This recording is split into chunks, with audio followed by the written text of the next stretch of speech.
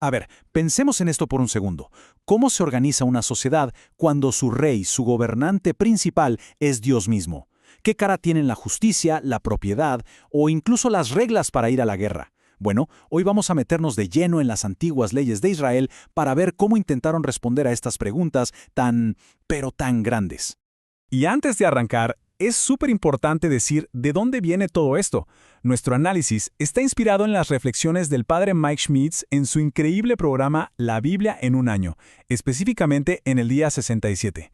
Así que esto es como una ventana a esas ideas y para quien quiera de verdad profundizar, ese programa es el lugar perfecto para seguir el viaje. Bien, aquí está nuestro mapa del día. Primero, vamos a ver la onda tan particular de los levitas. Después, nos metemos con un sistema legal súper innovador, las ciudades de refugio. Vamos a explorar cómo se buscaba la justicia por encima de la venganza. Luego, sí, vamos a tocar el tema complejo de las reglas para la guerra. Y para cerrar, veremos cómo podemos enfrentarnos a esos textos que a veces nos cuesta trabajo entender. ¿Listos? ¡Vamos a darle! Empecemos con la tribu de Leví. A diferencia de todas las demás tribus de Israel que recibieron su pedacito de tierra, su herencia, a los levitas les tocó un camino completamente distinto, uno que de hecho definió todo su lugar en la sociedad. Esta frase es wow, potentísima, y tiene consecuencias súper prácticas. Los levitas, que eran la tribu de los sacerdotes, no tenían tierras. Su trabajo era servir a Dios y por lo tanto su herencia era Dios mismo. Entonces, ¿cómo vivían? ¿De qué comían? Pues del pueblo. La gente lo sostenía con sus diezmos. Pero ojo que aquí viene lo interesante. Los mismos levitas tenían que dar un diezmo de su diezmo. Esto nos enseña algo clave. Absolutamente todos, sin excepción, dependían y debían honrar a Dios. Y bueno, de esta estructura espiritual pasamos a la estructura legal. El antiguo Israel creó un sistema de verdad notable para lidiar con la violencia y la muerte. Las famosas ciudades de refugio. Esto fue un paso de gigantesco hacia una sociedad basada en leyes y no en impulsos. La base de todo este sistema, como lo leemos en Deuteronomio 19, era una distinción fundamental. Una que hoy nos parece lógica, pero que en ese momento fue revolucionaria. La diferencia entre un asesinato y un homicidio involuntario. O sea, si la muerte fue a propósito, con mala intención, eso es una cosa.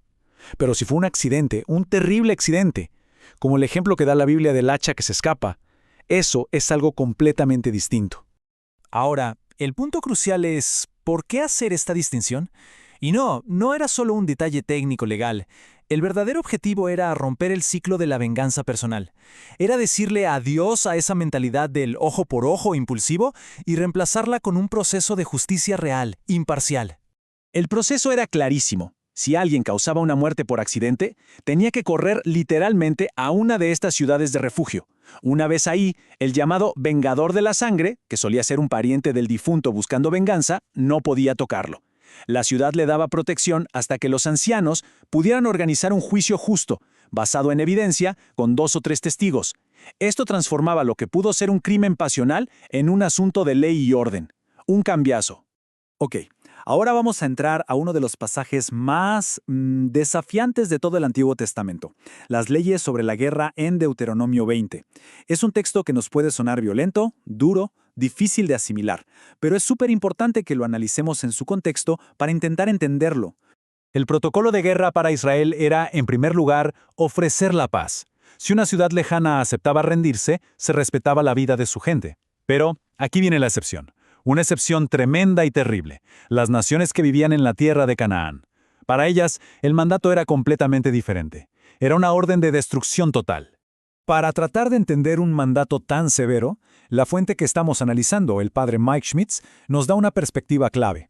Él las describe no como guerras de conquista, sino como guerras de juicio. ¿Y qué quiere decir eso exactamente? Según lo que leemos, estas órdenes no eran para una guerra general contra cualquier enemigo. Eran más bien un juicio específico de Dios sobre los pueblos cananeos. Se nos dice que sus prácticas eran extremadamente violentas y perversas, llegando al punto de sacrificar a sus propios hijos a ídolos. Así el mandato tenía un doble fin. Por un lado, ejecutar el juicio de Dios sobre esas prácticas, y por otro, proteger la fe de Israel, para evitar que cayeran en esas mismas costumbres. Es totalmente normal que estos pasajes nos generen incomodidad. De hecho, sería raro que no lo hicieran. La violencia y la dureza de estos mandatos nos hacen preguntar, nos hacen dudar, y esa lucha, ese forcejeo con el texto, es una parte importantísima de la fe y del proceso de entender. Y esta es la pregunta del millón, la que inevitablemente nos hacemos todos. Frente a un mandato como el de las guerras de juicio, ¿cómo es posible seguir confiando en la bondad y la justicia de un Dios que se revela a lo largo de toda la Escritura? La invitación que nos hacen no es a cerrar los ojos y aceptarlo sin más. Tampoco es caer en el cinismo y rechazarlo todo. Es más bien hacer como Jacob en la Biblia, luchar con Dios. Es hacer las preguntas difíciles, es investigar el contexto, es pedir sabiduría, pero todo esto partiendo de una base de confianza. La confianza de que, aunque hoy no lo entendamos todo, el juez de toda la tierra es justo. Miren, este análisis es apenas rascar la superficie de temas que son súper profundos y complejos.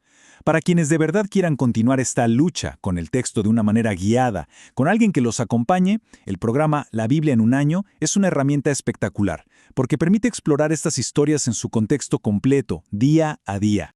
Al final del día, estas leyes antiguas, tanto las que nos inspiran como las que nos desafían, nos dejan con una pregunta fundamental. Nos muestran el retrato de una nación intentando, con sus luces y sombras, alinear su sociedad con lo que entendían que era la voluntad de Dios. Y quizás en ese espejo nos revelan algo sobre nuestra propia y eterna búsqueda de un mundo donde la justicia, la misericordia y la fe puedan de alguna manera caminar juntas.